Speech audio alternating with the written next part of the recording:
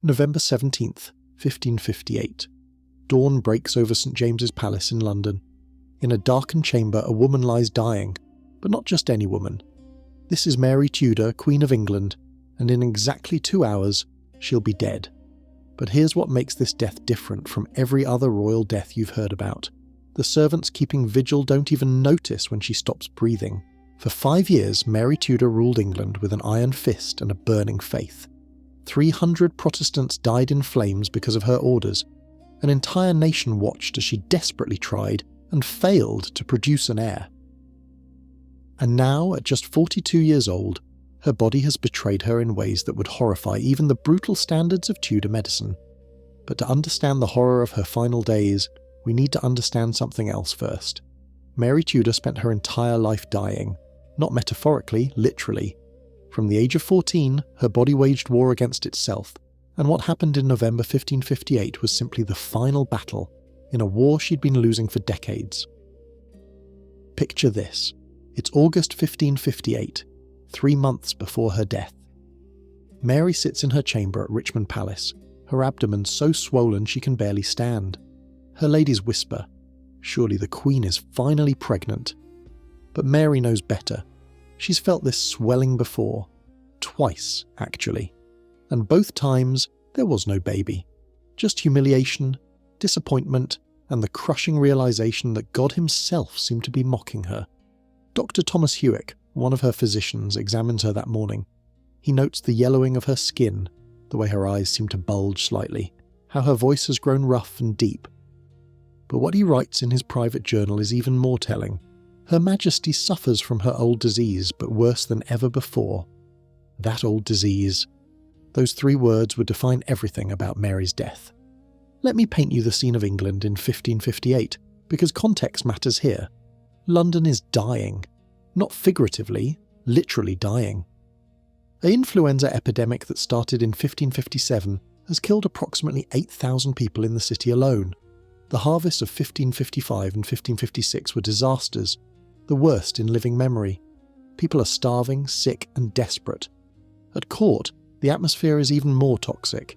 Everyone knows Mary is dying, and more importantly, everyone knows who's going to replace her. Elizabeth, the Protestant daughter of Anne Boleyn, the woman Mary has spent her entire life trying not to acknowledge as her sister. Here's where it gets interesting. In September 1558, Philip II of Spain, Mary's husband, the man she adores with an almost pathetic desperation, is in Brussels. He's been gone since July 1557, over a year. Mary writes to him constantly, begging him to return. His response? Silence. Complete, devastating silence. Meanwhile, at Hatfield House, 20 miles north of London, Elizabeth Tudor waits. She's been waiting for 5 years, knowing this moment would come. Her servants report that courtiers from Mary's household have started arriving. Not officially, of course. These are secret visits made under cover of darkness. They're rats fleeing a sinking ship, and Elizabeth is their lifeboat. Back at court, Mary's most trusted advisor, Cardinal Reginald Pole, is also dying. He's been sick since September with what physicians call a quartan fever, likely malaria. The 2 people who've spent 5 years trying to restore Catholicism to England are dying simultaneously, and everyone knows what that means. Their life's work is about to be undone. But let's go back to Mary herself, because her physical deterioration is where this story becomes truly horrifying. Here's what the official court records don't tell you about September 1558. Mary could no longer recognise faces. Jane Dormer, her most loyal lady-in-waiting, later wrote about this in her memoirs, documents that weren't discovered until the 17th century. According to Dormer, Mary would call for people who'd been dead for years. She asked for her mother, Catherine of Aragon, who'd been dead since 1536. She called for her former governess, Margaret Pole, who'd been executed by her own father in 1541. But the most heartbreaking detail, Mary kept asking for her husband Philip, and her ladies had to keep lying to her, telling her he was on his way. They couldn't bear to tell their dying queen that Philip had already written her off, literally. In his letters to his sister Joanna, discovered in the Spanish archives centuries later, Philip referred to Mary in the past tense while she was still alive. To understand the medical horror of Mary's final months, we need to talk about what had been happening to her body for decades. Since she was 14 years old, Mary suffered from what court physicians called her usual troubles. Today, medical historians believe she had severe endometriosis, a condition where tissue similar to the uterine lining grows outside the uterus. Imagine this. Every month, Mary experienced bleeding so heavy she'd be bedridden for days. Pain so severe she'd vomit and lose consciousness. Her physicians tried everything: bloodletting from her feet, purgatives that left her dehydrated, tooth extractions because they believed dental problems caused her headaches. Each treatment made her weaker. But here's where it gets complicated. By 1554, something else was happening in Mary's body. Her pituitary gland, that tiny pea-sized organ at the base of the brain, had likely developed a tumour, not cancerous but devastating nonetheless. This tumour, called a prolactinoma, was flooding her system with hormones that convinced her body it was pregnant when it wasn't. Think about the cruelty of this for a moment. Mary desperately needed an heir to secure Catholic England. Her body responded by mimicking pregnancy, twice, complete with swollen belly, breast milk production, even the sensation of a baby kicking. But there was never a baby, just a tumour pressing against her brain, slowly destroying her from the inside. By spring 1558, new symptoms appeared. Her abdomen swelled again, but this time it was different. The swelling was harder, more painful. Fluid accumulated in her belly, a condition called ascites. Modern oncologists who've studied the historical records believe this points to one thing: reproductive cancer, likely ovarian, possibly with liver metastases. Let me describe what this meant in practical terms. Every movement sent waves of pain through her abdomen. The fluid buildup pressed against her lungs, making breathing difficult. Her liver, struggling to function, couldn't process toxins properly, leading to confusion and hallucinations. The yellowing of her skin, jaundice, made her appearance shocking even to those used to royal illness. October 1558. Mary has been moved to St James's Palace, chosen because it's smaller, easier to heat, more comfortable for a dying queen. But comfort is relative when your entire household is disappearing. Here's a detail that doesn't make it into most history books. By late October, Mary's household had shrunk from over 400 members to less than 50. Where did everyone go? Hatfield. They were all at Hatfield, bowing before Elizabeth, pledging their loyalty to the future queen while their current queen lay dying. Susan Clarencieux, Mary's trusted lady of the bedchamber for 20 years, left on October 25th. She told Mary she needed to visit her sick mother. She went straight to Elizabeth. Thomas Cornwallis, Mary's comptroller, disappeared on November 1st without even making an excuse. Even Dr. Thomas Huick, her physician, started making trips to Hatfield, though at least he had the decency to return to tend to Mary.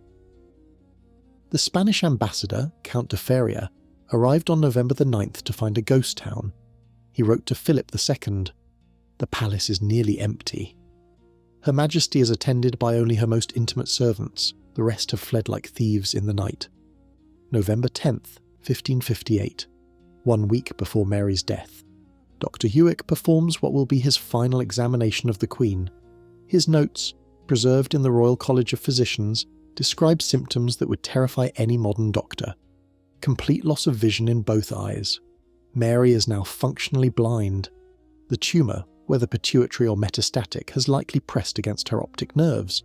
She exists in total darkness, unable to see the faces of the few servants who remain. Her fever spikes to dangerous levels, then drops so low her extremities turn blue.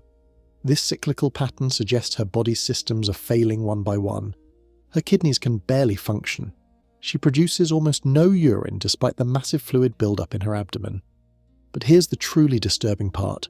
Mary is still conscious, still aware, still capable of feeling every moment of agony. Tudor medicine has no morphine, no proper pain relief. The best they can offer is wine mixed with herbs that do almost nothing. November 13th, 4 days before death. Jane Dormer sits beside Mary's bed, holding her hand. Mary's eyes, though sightless, suddenly focus on something invisible to everyone else. She smiles, the first time anyone has seen her smile in weeks. "Do you see them?" Mary whispers. Jane asks what Her Majesty sees. "The children," Mary replies. "Little children, like angels, playing and singing." This wasn't delirium, or at least not just delirium. Mary's description was specific, detailed. She described their clothing, their songs, even their games. For a woman who desperately wanted children her entire life, who twice believed she was pregnant only to be cruelly disappointed, these visions were either a final mercy or a final cruelty, depending on how you interpret them. Cardinal Pole, dying in Lambeth Palace across the Thames, was having similar visions. His secretary, Nicholas Harpsfield, recorded that Pole spoke of seeing a great light and hearing celestial music. Both Mary and Pole, the architects of England's Catholic Restoration, seemed to be experiencing similar phenomena as they died.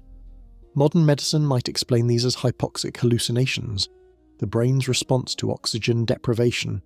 But for Mary, they were real. They were her children, the ones God had denied her in life, coming to escort her to death. November 15th, 2 days before death. Mary knows the end is near. Despite her blindness and pain, she insists on making her final confession to her chaplain, Father John Feckenham. The confession takes 3 hours, not because Mary has 3 hours worth of sins to confess, but because she keeps losing consciousness mid-sentence. When she's lucid, she gives specific instructions about her funeral. She wants to be buried with her mother, Catherine of Aragon. She sets aside money for masses to be said for her soul, thousands of them. She even specifies the number of candles to be lit. But here's the tragic irony. Everyone in the room knows none of this will happen. Elizabeth will be queen within days, and Protestant England won't be saying masses for anyone's soul. Mary's final wishes are being recorded by people who know they'll never be fulfilled. That evening, Count de Feria visits one last time. He'll later write to Philip about this meeting, and his description is chilling. She knew me, though she could not see me. She spoke of His Majesty with great affection, asking when he would come. I told her he was on his way. It was the kindest lie I could offer. November 16th, 1558. Night falls on St. James's Palace. Mary receives extreme unction, the last rites, just before midnight. Father Feckenham anoints her with holy oil, touching her eyes, ears, nose, lips, hands, and feet. Each touch is agony against her hypersensitive skin. But Mary doesn't cry out. She's beyond that now. The priest begins the prayers for the dying. Proficiscere, anima Christiana, de hoc mundo. Go forth, Christian soul, from this world.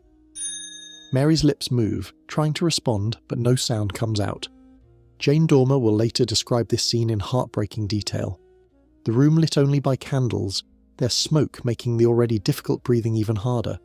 The sound of Mary's laboured breaths, growing shallower by the hour. The way Mary's hand would suddenly grip hers with surprising strength, then go completely limp. At 3 a.m. on November 17th, Father Feckenham begins saying Mass in Mary's chamber.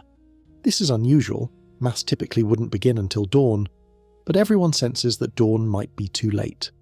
November 17th, 1558, between 4 and 5 a.m, as Father Feckenham elevates the consecrated host, the most sacred moment of the Catholic Mass, something extraordinary happens. Mary, who hasn't spoken coherently in days, suddenly responds clearly to the Agnus Dei. Lamb of God, who takes away the sins of the world, have mercy on us. Her voice is strong, clear, nothing like the tortured whispers of recent days. Everyone in the room freezes. For a moment it seems like a miracle. Perhaps God is healing their queen. But then Mary's eyes, those blind eyes that have seen nothing but darkness for weeks, focus on the elevated host. She sees it. Somehow, impossibly, she sees it. A smile spreads across her face, the kind of peaceful smile none of them have seen since before her illness began. And then, nothing. No dramatic last words, no death rattle, no final struggle. Mary simply stops breathing. The change is so subtle that for several minutes nobody realises what's happened. Jane Dormer continues holding her hand, thinking the Queen has simply fallen asleep. It's only when Dr. Huick checks for a pulse that the truth becomes clear. Mary Tudor, Queen of England, is dead. The scene that follows is both practical and deeply symbolic. Sir Nicholas Throckmorton, who's been waiting outside the chamber for this moment, doesn't even wait for official confirmation. He sees Dr. Huick's face and knows. Without asking permission, he enters the chamber and removes the coronation ring from Mary's still warm hand. Think about the violation of this moment. Mary's body hasn't even begun to cool, and already someone is stripping her of the symbols of her queenship. Throckmorton doesn't even close her eyes or say a prayer. He has one job: get that ring to Elizabeth as fast as possible. He's on horseback within minutes, riding hard for Hatfield. The 20-mile journey usually takes 3 hours. Throckmorton makes it in under 2, killing 1 horse in the process.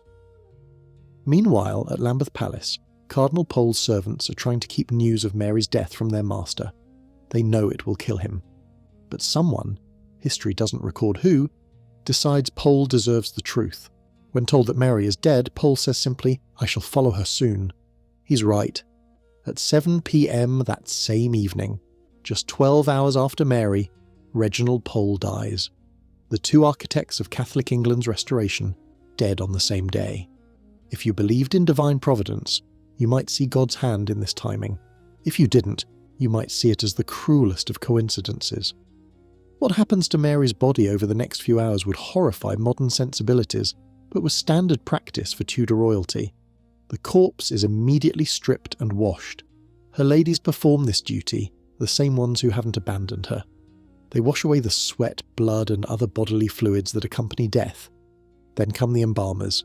Mary's chest is cut open, her organs removed.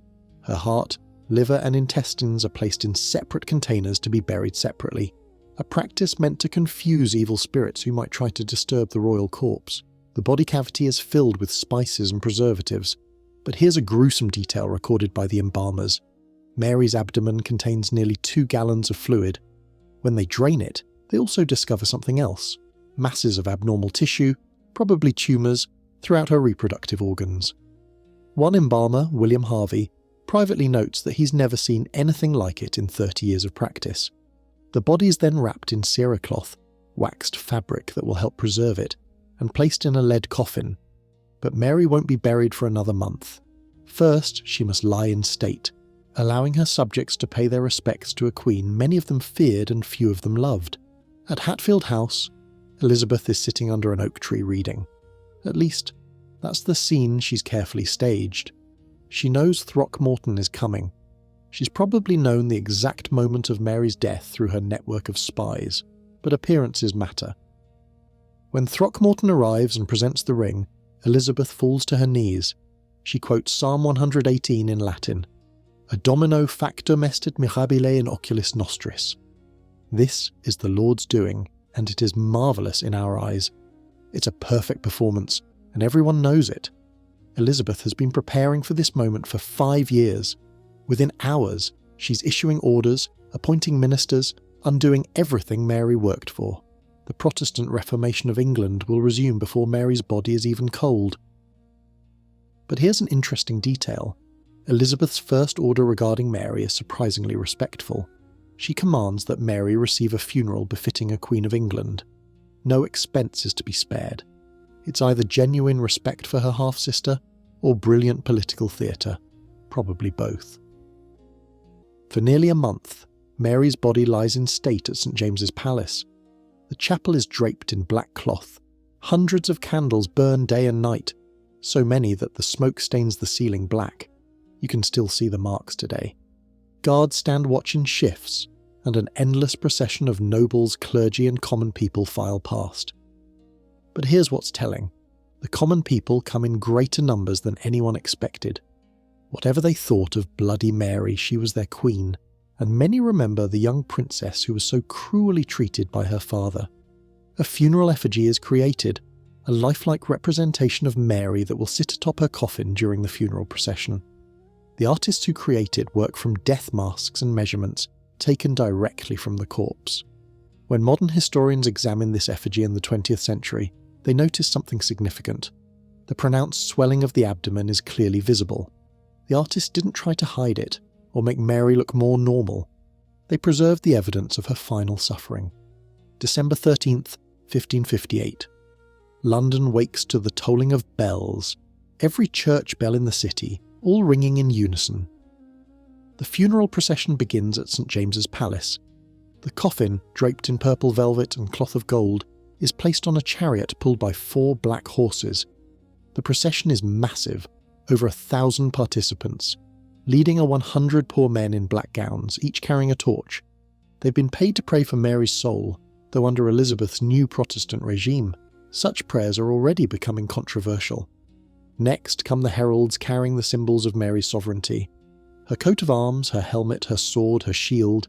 Each item will be ceremonially broken and thrown into her grave, symbolising that her reign is truly over.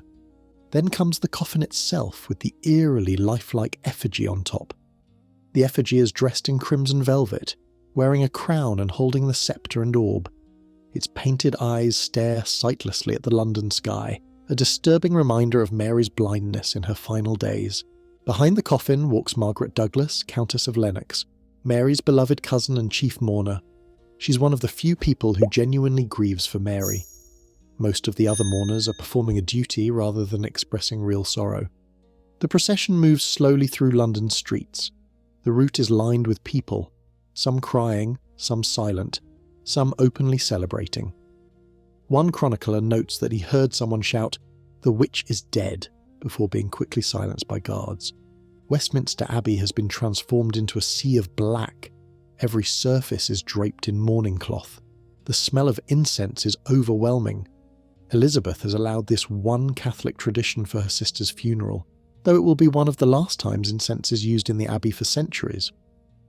Bishop John White of Winchester delivers the funeral sermon. His words are carefully chosen, walking a tightrope between honouring the dead Queen and not offending the new one. But then he makes a remarkable statement. She was a king's daughter, she was a king's sister, she was a king's wife. She was a queen, and by the same title, a king also. That last phrase, a king also, is White's way of defending Mary's right to rule in her own name, not just as someone's wife. It's a surprisingly feminist statement for 1558, and Elizabeth, watching from her hidden gallery, reportedly nods in approval. The ceremony continues for 3 hours. Prayers are said, hymns are sung, and finally it's time for the burial.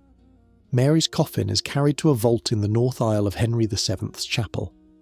This isn't where she wanted to be. She wanted to be buried with her mother at Peterborough, but it's where she'll remain.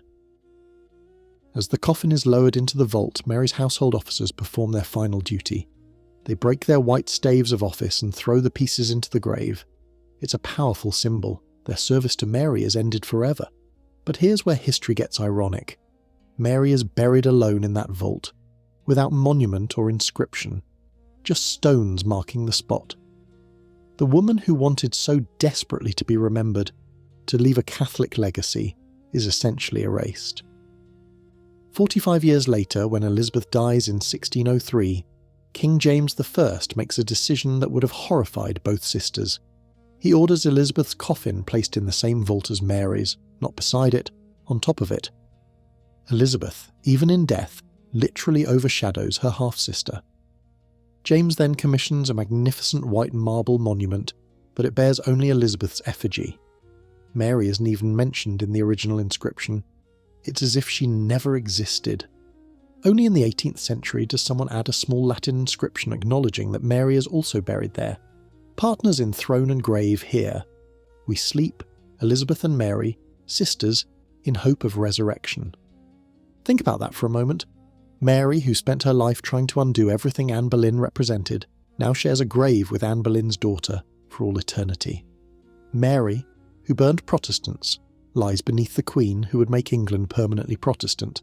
Mary, who desperately wanted to be buried with her Catholic mother, instead rests with the half-sister she could barely acknowledge as legitimate.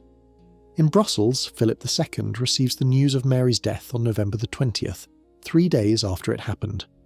His reaction, recorded by his secretary, is chilling in its coldness. His Majesty received the news with appropriate gravity, retiring to his chapel for an hour of prayer. An hour. That's all the mourning Philip allows himself for the wife who adored him, who waited for him, who died calling his name. Later, writing to his sister Joanna, Philip is even more honest. I feel reasonable regret for her death. Reasonable regret. Not grief, not sorrow, regret, and only a reasonable amount at that. But Philip isn't done calculating. Within days, he's instructing his ambassadors to propose marriage to Elizabeth. The same man who couldn't be bothered to visit his dying wife now wants to marry her successor. Elizabeth, to her credit, keeps him dangling for months before rejecting him with exquisite politeness. Philip's treatment of Mary in death mirrors his treatment of her in life. She was useful when she served his purposes, disposable when she didn't. The Spanish match that Mary believed would secure Catholicism in England instead hastened its demise, making her even more unpopular and isolated. In the weeks following Mary's death, her physicians compare notes trying to understand what killed their queen. Dr. Huick, Dr. Owen and Dr. Caesar compile their observations. Their conclusions, written in Latin and preserved in medical archives, paint a horrifying picture. They describe finding morbid growths throughout Mary's reproductive organs. The liver was much enlarged and diseased. The accumulation of fluid in her abdomen was beyond what nature could bear. One physician notes that a pituitary gland, when examined, appeared unusually large and misshapen. What they're describing in 16th century medical terminology sounds remarkably like metastatic ovarian cancer with liver involvement and a pituitary tumour. The combination of conditions would have caused unimaginable suffering, constant pain, hormonal chaos, cognitive impairment, and the slow failure of multiple organ systems. But here's what makes Mary's case medically fascinating even today. She likely had multiple conditions simultaneously. The endometriosis that plagued her from adolescence, untreated for decades, significantly increased her cancer risk. The pituitary tumour that caused her phantom pregnancies also disrupted her entire endocrine system. The chronic stress of her traumatic life weakened her immune system, and the influenza epidemic of 1558 delivered the final blow to her already failing body. Modern oncologists who've studied the historical evidence estimate that Mary probably developed ovarian cancer sometime in 1557. By the time symptoms became obvious in 1558, it had likely already metastasized. Even with today's medicine, her prognosis would have been poor. With Tudor medicine, bloodletting, purgatives and prayer, she never had a chance. Within days of Mary's funeral, Elizabeth begins the process of erasing her sister's legacy. Catholic altars are torn down. Priests are told to conduct services in English, not Latin. The heresy laws that allowed Mary to burn Protestants are repealed, but the most systematic erasure happens in the historical record. Elizabeth's chroniclers begin crafting the narrative that will persist for centuries. Mary as Bloody Mary, a tyrant whose reign was an unfortunate interruption in England's glorious Protestant destiny. Her genuine faith becomes fanaticism. Her desperation for an heir becomes pathetic delusion. Her illness becomes divine judgment. The woman disappears, replaced by a caricature. The traumatized daughter, who never recovered from her father's abuse, becomes a monster who burned innocents. The desperate wife, abandoned by her husband, becomes a fool who couldn't see she was being used. The dying queen calling for her mother becomes a cautionary tale about the dangers of Catholic extremism. But some things couldn't be erased.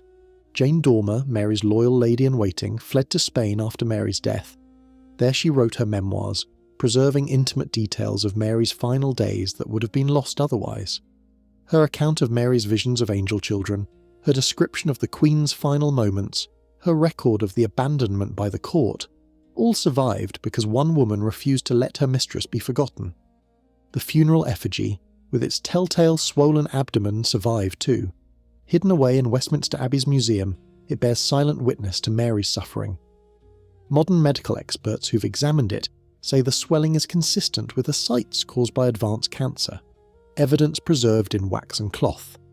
Physical descriptions of Mary's symptoms, recorded by her physicians and hidden in medical archives, would be discovered centuries later. These dry, clinical observations, the jaundice, the vision loss, the cyclical fevers, allow modern doctors to posthumously diagnose conditions that Tudor physicians couldn't understand. Even the inscription on her tomb, added as an afterthought, ensures that Mary can't be completely erased. Every tourist who visits Elizabeth I's monument unknowingly stands above Mary Tudor's remains. The sisters who couldn't reconcile in life are forced to share space in death. By 1570, 12 years after Mary's death, most witnesses to her final days were gone. Jane Dormer lived in Spanish exile. Dr. Huick died in 1569. Father Feckenham, who heard Mary's last confession, died imprisoned in Wisbeach Castle in 1584, one of the last victims of the religious conflicts Mary had tried to resolve through force. But one witness outlived them all. Susan Clarencieux, the lady-in-waiting who abandoned Mary to curry favour with Elizabeth, lived until 1590. In her final years, she reportedly suffered from terrible guilt about deserting her mistress. She told her confessor that she was haunted by dreams of Mary calling for her, asking why she'd left. Whether this is true or merely legend, it captures something essential: the human cost of political expedience. The courtiers who fled to Elizabeth prospered under the new regime. Thomas Cornwallis became comptroller of Elizabeth's household. Dr. Owen continued as royal physician. Sir Nicholas Throckmorton, who grabbed the ring from Mary's dead hand, became one of Elizabeth's trusted advisors. Their betrayal was rewarded, as betrayal often is in politics. In 1876, something remarkable happened. Workers renovating Westminster Abbey accidentally broke through the floor of Mary's vault. For the first time in over 300 years, someone saw Mary's coffin. It was intact but showing signs of age. Above it sat Elizabeth's coffin, exactly as James I had ordered. The workers quickly sealed the vault, but not before noting something curious. Mary's coffin was significantly smaller than Elizabeth's. This matches what we know about the sisters' physical appearances. Mary was petite, barely 5 feet tall, while Elizabeth was taller and more imposing. Even in death, Elizabeth dominates the space. In the 1970s, medical historians began seriously examining the records of Mary's symptoms. Dr. Milo Keynes published a groundbreaking paper suggesting Mary suffered from a prolactinoma, a pituitary tumour. This would explain the phantom pregnancies, the vision problems, the voice changes, and many other symptoms that seemed unrelated to her gynecological issues. In 2010, researchers at the Royal College of Physicians reviewed all available evidence and concluded that Mary likely died from ovarian or uterine cancer that had metastasized to her liver. The ascites, jaundice, and rapid final deterioration all support this diagnosis. The tragedy is that Mary's endometriosis, left untreated for decades, significantly increased her cancer risk. Her suffering as a young woman directly led to her agonizing death. Let's be clear about what Mary endured in her final months. Ovarian cancer with liver metastases causes extraordinary pain. The tumours press against organs, stretch tissues, and create a constant, grinding agony that no amount of Tudor-era wine and herbs could relieve. The ascites, fluid in the abdomen, would have made every breath a struggle. Imagine trying to breathe with gallons of fluid pressing against your diaphragm. The simplest activities, sitting up, eating, even speaking, become exhausting ordeals. The blindness added another layer of horror. Mary spent her final weeks in total darkness, unable to see the faces of those caring for her, unable to read her beloved prayer books, unable to even see the crucifix she clutched constantly. For a woman whose faith was her only comfort, being unable to see religious images must have been devastating. The mental symptoms, confusion, hallucinations, memory loss, robbed her of her last dignity. This was a queen who prided herself on her intelligence and education, reduced to calling for people who'd been dead for decades. The pituitary tumour that likely caused these symptoms was slowly destroying her brain, even as the cancer destroyed her body. And through it all, she remained conscious enough to know she was dying, to know she had failed, to know her husband had abandoned her. That might be the cruelest aspect. Mary wasn't granted the mercy of unconsciousness until the very end. She experienced every moment of her body's betrayal. But let's return to that final morning, November the 17th, 1558, between 4 and 5 a.m. In that darkened chamber at St. James's Palace, something remarkable happened. Mary, blind for weeks, somehow saw the elevated host during Mass. Multiple witnesses confirmed this: Jane Dormer, Father Feckenham, Dr. Huick. They all saw her eyes focus on something none of them could see. Was it a miracle? A hallucination? The brain's final firing of neurons creating an illusion of sight? We'll never know. But for Mary, in that moment, God showed himself to her. After months of agony, after years of failure, after a lifetime of suffering, she had one moment of perfect clarity and peace.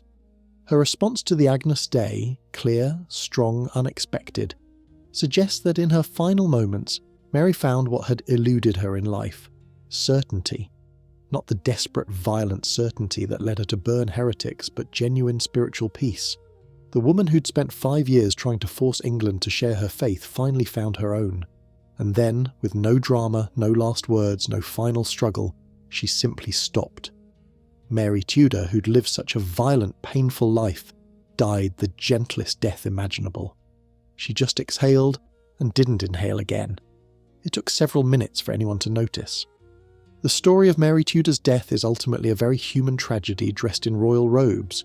Strip away the crown, the politics, the religion, and you're left with a woman dying in agony, abandoned by those she trusted, clinging to visions of the children she never had. The 300 Protestants she burned were real people who died horrible deaths that can't be forgotten or forgiven. But Mary herself was also real, a traumatized child who became a desperate woman who became a dying queen. She was both victim and perpetrator, both suffering and causing suffering. Her death changed England forever, not through anything she did, but through what it allowed Elizabeth to do. Elizabeth learned from Mary's mistakes. She saw what happened when a queen married, when a queen tried to force religious change too quickly, when a queen showed weakness. Elizabeth would remain unmarried, religiously moderate and politically ruthless. In many ways, Elizabeth became great by being everything Mary wasn't. Today, if you visit Westminster Abbey, you can see Mary's funeral effigy in the museum. That swollen abdomen, preserved in wax, tells the story of her suffering more eloquently than any written account. You can stand above her grave, where she lies beneath her more famous sister, forgotten by most tourists who come to pay homage to Elizabeth. But Mary's story, especially the horror of her final days, reminds us of something important. Power doesn't protect us from mortality. Faith doesn't spare us from suffering.